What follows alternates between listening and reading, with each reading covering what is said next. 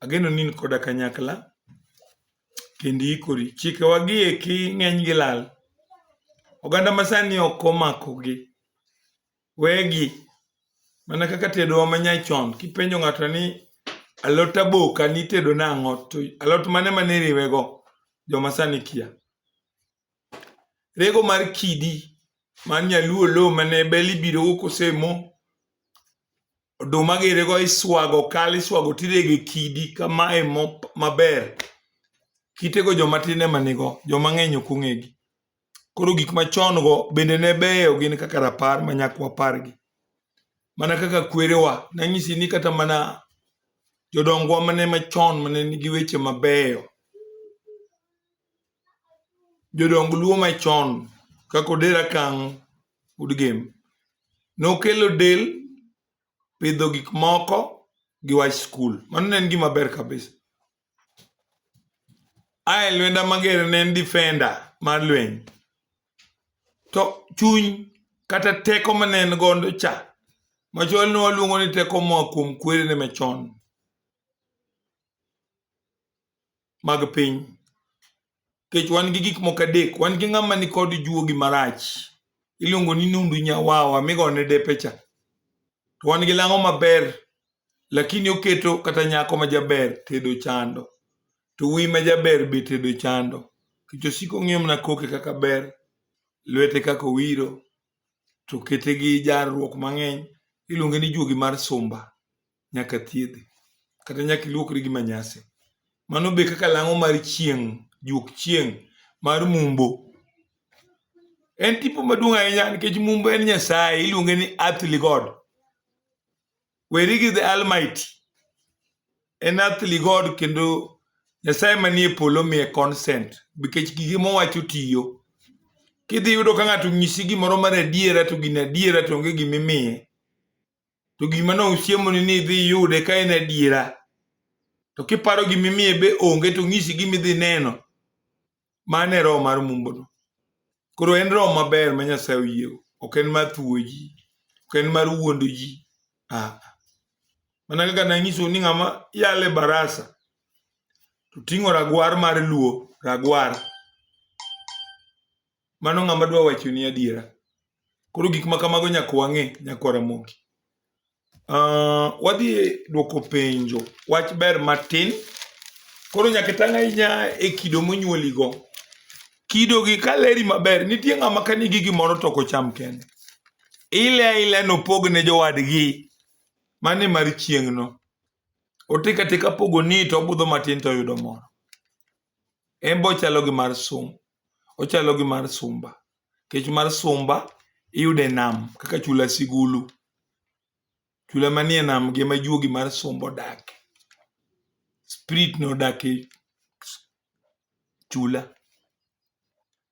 chule ma nambwa nitie moko madongo kaka Magingo, Aluru, Kibuogi, Remba, Ringiti kipenja ni lang'o man kanyo iluongo ni sumba to e nam kama koro ineno ka yiedhi kwang'eno mano kar mumbo mano kar liudu gigi nyakwang'e koro e pinywa ka nanyisi nyaka ipog jonabi manie muma gi jonabi magwa mabe nokogo e muma gintie ok en sa seche gi mar tajo nying gi adwa puonji mana chike ageno nin koda kanyakla wachaki yes penjo mar agwen miyo ni be pod riere to duogo ei dala mano penjo ma ok donji otin nyamera moro ne okendi gi ng'ato magigo dala kapok onyuome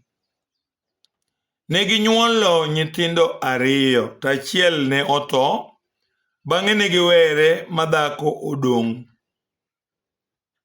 to dhako ni ne olokre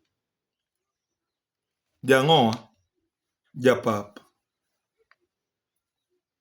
monyuolo nyithindo 5 gi jopap nyakora Magageno ni winja bang' nyuolo gi nyithindo 5 gi jopap jaode machon nitie to ok dware gi timbene to nyocha dhako ni oyudo pesa mogero ode plot monyiewo to pok odonje. Itimo nang'o jodongo? Odonjo nadi? Ma en Akuro Okoth Jaseme, mano jandiga achiel marwer. Ok ing'e ni giko to gik ma mama ni otimo mochalo japap kata onyuolo nyithindo 5 e pap. Mago tok lich, gik mag chilogo nyalo bedo joma lich, kech pinyni jomoko wa kuonde moko maricho sana to gibedo ji zaidi. Koro rekod mag ji to chido. Bedo no nyuolo nyithindo ge pap, mago joge. En mani answer jaduong' Akuro ni kapono dwa gedo lo ng'iewo to dwaro siepne e kind jomo nyuologo nyithindogi. Achiel to wuogo to dhi ologo thurgi to bi mondo gere kaka chuore.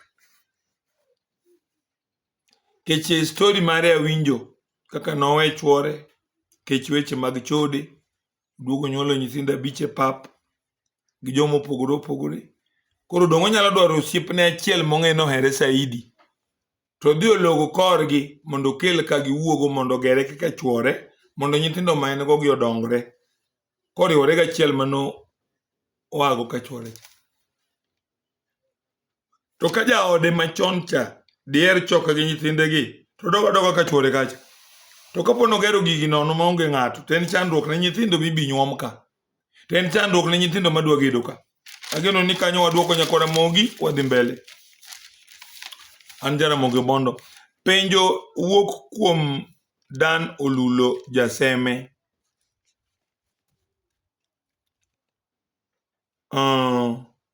Be ber ka kwarwa ong'iewo lowo manigi od ng'ato kendo dhi odonje gi monde 2 alafu ong'iso wuode ni oger simba kanyo jodongo. Mae Dan Olulo Jarom Sanda Wood Seme ma johand dhok mathiring'inyi. Penjo ni gi penjo gi Boas Ope Obila wi marabora be ma Wood Seme. Bathe kanyo aneno ka gin gi Otieno Jabondo mag jo Israel. Nang'iso nyikwara Mogajwang' ni kijony ahinya to ndigo tami tidwa dil gi dendi e rieyo dendi donye e din mar Israel. En go bul gi ng'wech. En dil malich ahinya ma ji ringe aringa kata ka chongoni ne lit yudo ka koro gonyore. Be in tayari mar donjo e din mar Israel? Winjo gino maber. Koro Dan Olulo penjo mafani ahinya. Kama jaduong' ni ong'ewe udi to donje gi monde gi pok ogere ot moro amora. Koro story mar ni wuode ong'iso noger simba oiro nyathino. Mise ni nyaka geda ni monde gi nyakwara Mogajwang' kiwinja sani. Kose gedo en owuon kaka wuon dala manobiro gi mine kato mukude joka te. Ai nyathine ogedi. Ka nyathini okwongo kunyo yien mogede dala ma in iwuon ing'iewo mana udi moti machon mar ng'ato. Donge iro nyathino. Ageno ni Dan Olulo gi Jorom Sanda duto mawinjo weche gi sani amor nikech Dan en ng'ama ja Kristo to kendo penjo makare mag chike luo. Nyinga Onyango Otieno Jaugenya.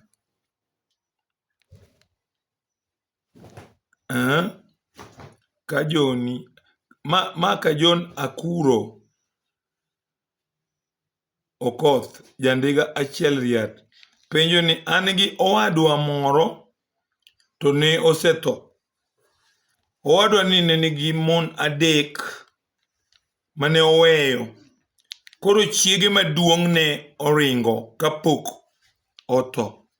To ne odhi kapod ongima. Nodhi owe chuore no kapod ngima. To bang'e wuod Mikai nyocho duogo. To dala ne ogo gi Nyachira. To nyathini dwa gedo. Ogedo nadi? Donge en kwero?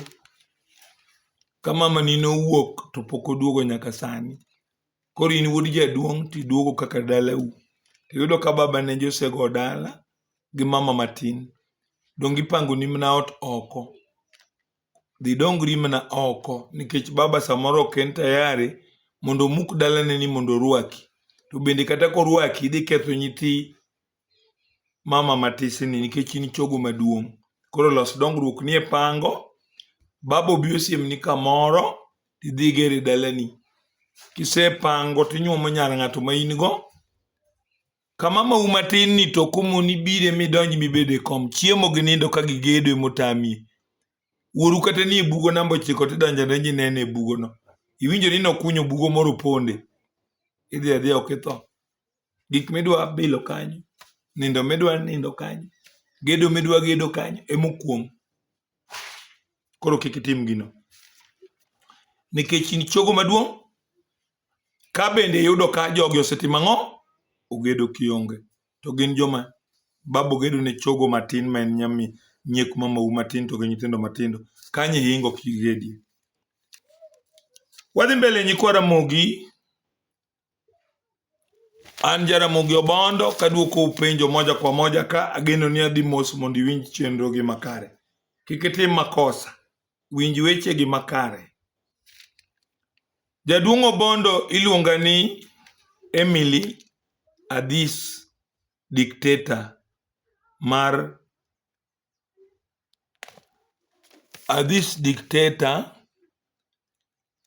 Tom. Mar gi Tom. Mana Adhis Dictator mar gi Tom. Apenyo ni natedo to atimang'o? Atieko dweche 5 kende. Nyuol bene oka nyuol. To nawuok to chuora dwani adogi. To pok ne onyuoma. Wuon gi be ne aiko. To okatieko kode kwer. Min gi lelo sana. Ema ne ogola. Tayudo ka mon oseringo 4. Penjo ni be dadog sani jaduong'. Wedhi kono koro. Kech iwacho ni dau lelo. Kwaru botho kitieko kod jaodi no kwer. Dweche be nitie 5 kende. Kuom ng'ani dwar dak kamoro. Kech ibe kani ringa ng'omorochi momoni dhi katedo. Dweche 5 tin. Ibe nyaka benini gi kasoro. Tiyudo ka ng'ano seriembo mon 4. Dwar dichuo moro kawi. Kamida doke no bam kodi. Kech tho yudi tiringo kotie kodi kwer. Logo be mende poko log koru. Wedhi kanyo. Jojo Tieno kani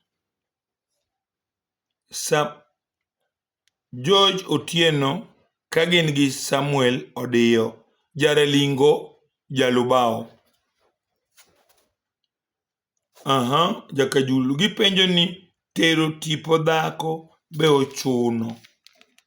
Poko dhi korgi no oro jomoko e kenyno. Atimo nang'o? Donge kapok nilogo korgi dhako nyakwa Ramogi Ajwang' kata ka dhako tho. Kata kongima nyakilogo korgi. To kotho ni makoro seduoge liende. Moselos chache. Wan gi tero tipo mar dhi nindo korgi. Tiduogo. Koro kiseduogo kapo n'ofis moro koro igero matin. Tikende. To nyako mikawe ofis ni be inyuomo chuth. Koro kigero ni ot moluongo nyinge. Ageno ni winjo gino. An gi weche mang'eny to mana kichiko iti kwadhi kodi moja kwa moja. An Jaramogi Obondo. Puonj gi nyakwa chike ito makini to bro konyowa e ndalo mabiro. Ana kawuok Ugenya. Apenjo ni chuor nyamera maduong' ne ok obire liend baba. Kane otho. Mar adek to ne obiro. To an chogo chuora dwa riwo gigi. Biro nyombo to gi ywak. Be nyalore. Nyakwa Ramogi ok ober ahinya. To en mani koro kaber. Ka jaduong' pod nie mochari wawach mufwano. Tinyalo dhi nyombo tiduogo kore kidok idhi e liel. To mae neno ni jaduong' ni noseike. Or maduong' odagi. Mar adek obiro. Jaodi nyalo bire e gigi. Mak mana ni koro itene oko. Oko emiloso ne weche mokwongo mag chiemo go. Ka jirani kata ka babo moro chiemo. Kata sani nyalo kele ma ologi mochiem ka jirani. Ma jibi mamose kanyo. Ma ng'e chuori. Then ong'iso gi noduogo ywak kiny kata orucha. koro chieng' mobiro ywago mseka kata ka en thum mokelo tara laro ka, to koro ging'e ni ore mobiro ywak. To chuny dala kata ochola nitie ma kaka or biro chiemo biro nyombo da. Koro kwongo biro nyisre kaka or kata ka jirani kanyo, then odog to koro bi oywag jaduong'ne yo makare. Ageno ni winjo wachno maber. Weche keny gi bende ok onego bed ni ng'ani we jaduong'ne tho ka ok onyuomo nyar ng'ano. Ka en dala ema nowuok e dalane to dalane nobiro muko. To ka en kapango to kosetimo gigi to odhi loko. Nikech otimo gigi ka already jaduong' osetho, to kendo nong'e ni jaduong' otho, to ke gi nyar jaduong' gowi. Kama noger kapok nonyuom nyako ni cha, nyaka muki. Kata en dala nyaka muke, nikech ni go kanyo, kikawo nyar ng'ato to janyuolne otho, to koro gimoro wuondi ni nyuome kibi ke kode kanyo gowi. Kike kode kanyo gowi to ok nodak kode. Akia ni jowinjo wawinjo gini makare. Irito ma jaduong' ni otho, pok inyombo. Koro kidwa dhi e nyombo, idwa dhi ang'o liel, haraka kuna hapa. Tidhi ing'eyi e nyombo matenge. Iduogo, tibiro ywago jaduong', kama udhi keye koro ok dala cha. Ok ninyal go gi nyar ng'ato gowi, tetarajia ni kiseloso weche ni dhi ke kode gowi, e dala mane igo kode gowi. Nyaka uchange pattern kama udonje. Kidwa siko gi chiegino, kijawinjo to winjo tek ok oyot. Emomiyo ang'iso nyikwa Ramogi Ojwang' ni nyuom dhako e kigogo dala. Nitie mier mogo maonge chik sawa, to ma chik nitie to da. Sida nitie mbele. Aya, penjo koya kuom Eli Adhola Jasembo, iluongo ni Dielman. Gin gi Akuro Okoth Jaseme. Penjo ni kijana moro ma jahigni 16, min gi ne owe ot town. To ka nowe ot town, nokelo nyako e odgi kanyo, mobet go ndalo chiegni 3 ka min gi kia. Be ne en gima ber.